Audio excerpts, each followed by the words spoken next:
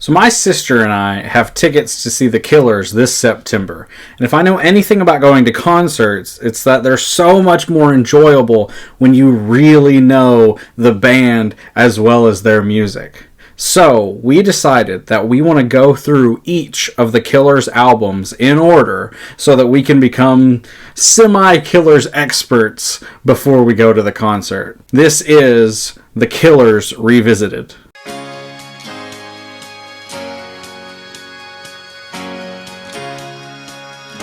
The Killers' fourth album, Battleborn, the least positively received upon release, both by critics and fans of all of their albums. However, in the past few years, it has gained more appreciation. You do not like this album. I do not like this album.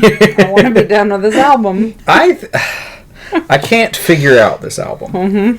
Like, there are moments that I'm like, ooh, that's good. And then there's moments that I'm like, that's just mediocre. Yeah. And I don't know. And I think it's one of those albums that you have to be with it for a while. Maybe. Because, like, it's gained appreciation. Yeah. And I think that's because people have sat with it and found new things to appreciate and like. And I think just upon listening, for a short period of time, it's just not the same. Probably. And that was, there was one review that I really liked. She said upon, fourth listen or something like that, it grows on you and you start to catch things and yeah. Everyone says this is Springsteen and U2. This is a Dire Straits album. I don't care what anyone else says. This is Mark Knopfler, mid-'80s, all the way. Which this one came after the hiatus. Yeah, it took 4 years for this one. It was an extended hiatus. And he said, I wrote it down, when they first got back together and decided, we're going to do this album, he said, we spent about a week just eyeballing each other in a room. And then they wrote Runaways and Miss Atomic Bomb. And he was like, okay, I think we know where to go from here. Yeah. Those, once they got those, they had an album. I could see that. But it was, and I can imagine it would be that way because two of them went and did solo things. Yeah. I can see where it would be hard to get back in your rhythm. Yeah. I think this would almost be harder than a first album. Yeah. Yeah. It probably would be because Absolutely. You're like, okay, we got to get back to what we were, but we're not the same people we were 4 years ago. And so how do we mesh ourselves again? Yeah.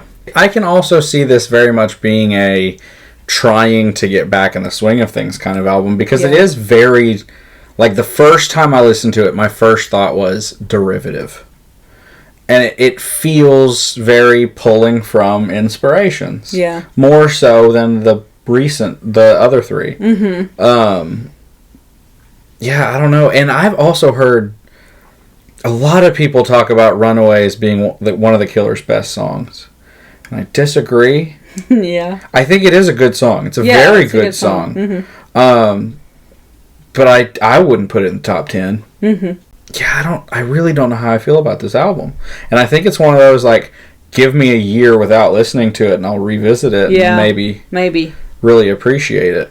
And it's a long album. It's a long album. 51 minutes. Yeah, we broke out of the 40 to 45 range. And I noticed this one is a lot of long songs. There are only 2 songs that are under 4 minutes, and one of them's 3:51. So yeah, this is also, I think, the last album with all 4 of them touring. Because Mark ended up taking he doesn't really tour. I mean, once you take that first hiatus. Yeah, you realize how nice it is, and you realize that Mr. Brightside money is still coming in. It's still coming in. Either way. You don't have to necessarily tour. You can just show up to write some songs. Yeah. I get it. I would rather a band member do that than half-ass it on stage. Yeah. Flesh and Bone. It feels scattered to me. I could see that. It changes a lot. Yeah, there's a lot of bridges. It feels scattered. Well, and this is something that I think I need to listen to this album more for. I think this song is supposed to be bringing all of the other songs together. Maybe. Because I've noticed, and this is what makes me think that there's more to this album that I'm not seeing. I've noticed a lot of repeating ideas, a lot of repeating rhythms, For example, Flesh and Bone and Miss Atomic Bomb have the same synths. It is the same tempo. It's the same, almost the same rhythm. Mm-hmm. And it can't be on accident. Right. Flesh and Bone says the words Battleborn. Mm-hmm. There's got to be something there. There's got to be a reason. It makes me think of Forget Not Slow Down with Reliant K.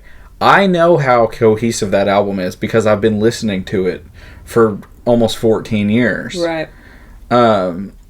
And so I know it, and every time I listen to it, still to this day, I find something new. Mm-hmm. And I think this might be one of those. I think it's just such a stark difference from Day and Age. Day and Age opens and you feel like you're at a dance party, and this one does not. Mm-hmm. It's just such a stark difference in the opening that I was immediately like, I don't know, just something about that opening just didn't click with me. Yeah, I agree. If you don't let yourself be open-minded, can taint the rest of it. Yeah. That's probably what's happening in my brain. It very well could be. Yeah. And then we get Runaways, which it's a great song. Mm-hmm. It's pretty Springsteen-y. Mm-hmm. It's also pretty Dire Straitsy. Definitely the biggest off of this album. Oh, yeah. And I've noticed the Killers are really good at putting their biggest song second. They are. Like every album. Yeah, they are. Except Sam's Town, it is technically the third track, but the second track isn't a full track. Right. So, Yeah.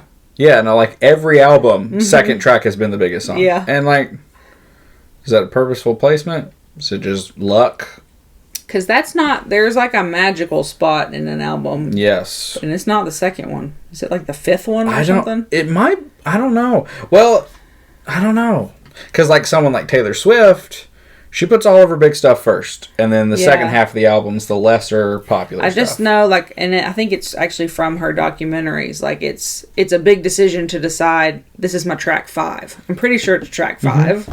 And I don't know, I don't know if that's like the linchpin moment, but there seems to be track 2. Yeah, it absolutely is. But also, and this is not a hard feat to accomplish, they're better at structuring albums than Taylor Swift. As someone who has listened to every freaking album extensively, the girl doesn't make albums. No. But Runaways is good. Yeah, I hear a lot of people say it's one of their favorites. I mean, for me, so far, it's up there, but we're only halfway through the albums. Then we get The Way It Was. It's good. It's good. It's kind of sad. It is. I wrote a line down. He said, maybe a thief stole your heart, or maybe we just drifted apart. Yeah. And I think that's the tone for the whole thing. It's a very dreadful almost. Mm-hmm. Like, it's a sad song. And I think I get that from a few of these. Yeah, there's more than one that feels very melancholy. Yeah. And then we get Here With Me, which is another bigger one, surprisingly enough. Mm-hmm. I hear people talk about that one a lot. It had a video. Weird video. A weird video. It was another Tim Burton. Yep. I tried to find the meaning. I Googled it. I tried to find it. I mean, Tim Burton, Winona Ryder, same video. There you go. In an interview, Tim Burton said they are his favorite band. Really? Mm-hmm. I want to know how Danny Elfman feels about that. Does Oingo Boingo come next? I think Here With Me is the Meatloaf song. To me, it sounds like Meatloaf. And I think it sounds much older than 2012. Like, if you told me this song was from, like, 1984, I'd be like, yes, it is. And this one, from the things I've read and from what I understand, is about his wife. Probably. While he's on tour. Yeah. Like, he doesn't want to think about her because it just hurts. Yeah. And I could see that very much being a Meatloaf thing, because he was very good at big but heartbreaking. Yeah, and it's almost corny. Like, it's right on the line of it's corny, right there. Yeah. You know? It's a Meatloaf song to me. Yeah. Which is very Killers. Yeah. They're like almost corny pretty much always. Yeah. Every time I listen to it, I'm like, I think I like this song. I couldn't decide. I don't know how I feel about it. Yeah. Then we get Deadlines and Commitments. No, you skipped one. Oh, yeah, no, then we get A Matter of Time. It's Forgettable. Which is why you skipped it. Yeah. I just wrote Forgettable. I can't think about what it sounds like. I have no idea. Sorry. I've listened to this album more than 8 times in the past week, and I can't think of what it sounds like. This is someone's favorite song. This is I apologize. Someone is crying on their keyboard. Tears is Please write me that thing about why I need to love this song. Yeah. You can convince me it's not that hard to sway me. Tell me why I'm wrong. Tell me why you love this album. You're probably more experienced with this album. Have you been listening to it since 2012? Yeah. I haven't. That's 10 years. Yeah, like I said last week, this is the one I have the least experience with. Yeah. So, I don't know it that well. Tell me what I'm getting wrong here. Tell me what I'm missing. Deadlines and Commitments. I do like this one. I think I like it. Yeah. The third or fourth listen, I was like, this one's interesting. I like the rhythm of it. I like the deadlines and commitment. This song for me is like when you look at a piece of art and you're like, I don't know if this is good, but it's fun to look at. Yeah. Like it's interesting to look at. Yeah. That was this song. I Was get that. like, I don't know if it's a good song, but I like listening to it just because it's so interesting. There's so much. There's so much happening, but it doesn't feel as scattered as Flesh and Bone. Yeah. You know? Yeah. Yeah, it's definitely more direct than Miss Atomic Bomb, which, when you look up the Killers on YouTube, 90% of the time, this is going to be the second video to come after Mr. Brightside. Because it's the sequel to Mr. Brightside. Oh. Yeah. Did you not read anything on that? Nope. So, the video that we watched, same 3 actors. Brandon Flowers, the dude from The Dark Knight, and the chick. And also, there's a moment in it, if you listen, it took me very many listens to get this. There's a moment after the bridge, or during the end of it, that Dave plays the little tweedly part of Mr. Brightside. Huh.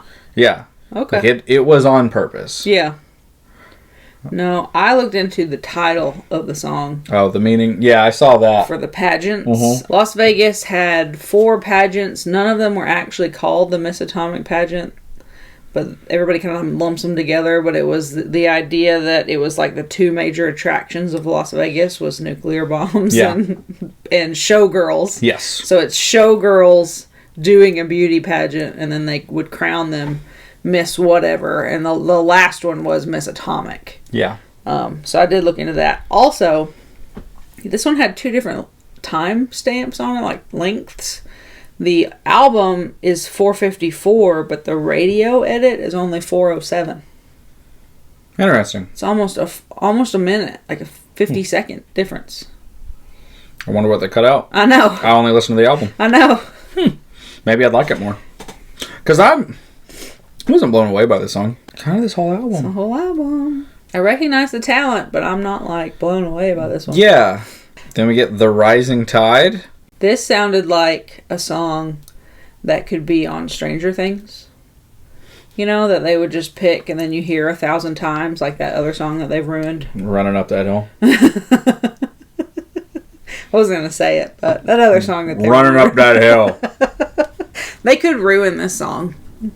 I mean, I don't love it. It's not like I would be heartbroken, but they could make me really hate it. But it sounds like a Stranger Things song to me. We get Heart of a Girl, which is very Dire Straits.